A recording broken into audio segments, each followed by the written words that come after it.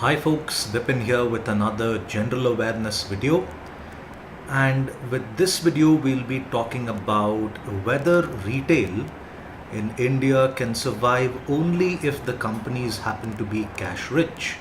Now, what do I mean when I say a company has to be cash rich? Now, if you are a student of accounting, you would notice on the asset side of the balance sheet you have something called as cash. Now, cash is money which you could say is in your pocket, or since we are referring to companies here, it's money in their account. Now, when you refer to retail in this country, most of India's retail sector happens to be unorganized. The organized retail companies here would be, say, Big Bazaar or even Flipkart. For this video, we'll be discussing about Big Bazaar and Flipkart, and I'll tell you here why cash is so important if you happen to be in retail.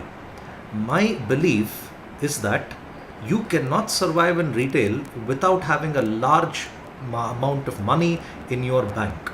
Idle cash should be just kept in your bank, and that's what you need in order to survive. Now, if I were to tell you what's the big deal, why is it that you need so much of cash, just look at the discounts that you have when it comes to Big Bazaar or even Flipkart. Now, if you were to buy a product on Flipkart, let's say the MRP on the product is around 500 rupees.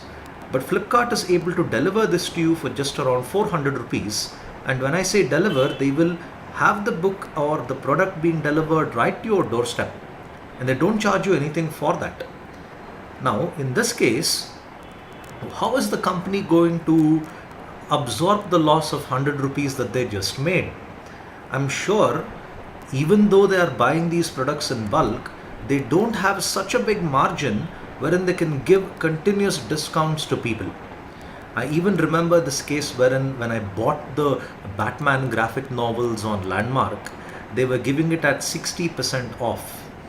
Now, even if you are buying these products in bulk, I'm sure you don't have such a big margin where you can afford to give a discount of even 60%. So, what do these companies end up doing?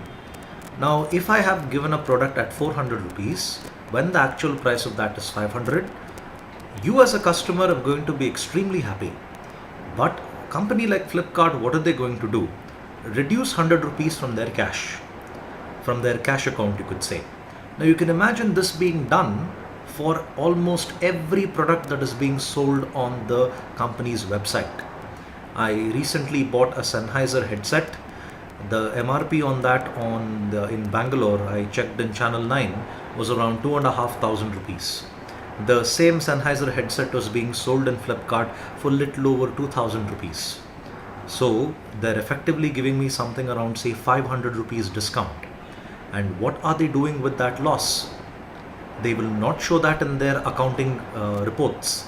Instead, what are they going to do is they're going to reduce that from their cash. Showing a loss is different. Deducting your cash balance is different. Now, this is one of the reasons why Big Bazaar couldn't survive. They exhausted their cash reserves and they even got into debt.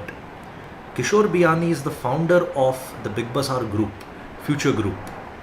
And in fact, he's been quoted saying, I have decided to sell all my stake in this company to different parties because I've been unable to bear the debt so far. I don't want the company to get into so much of debt that I'll end up shutting it down.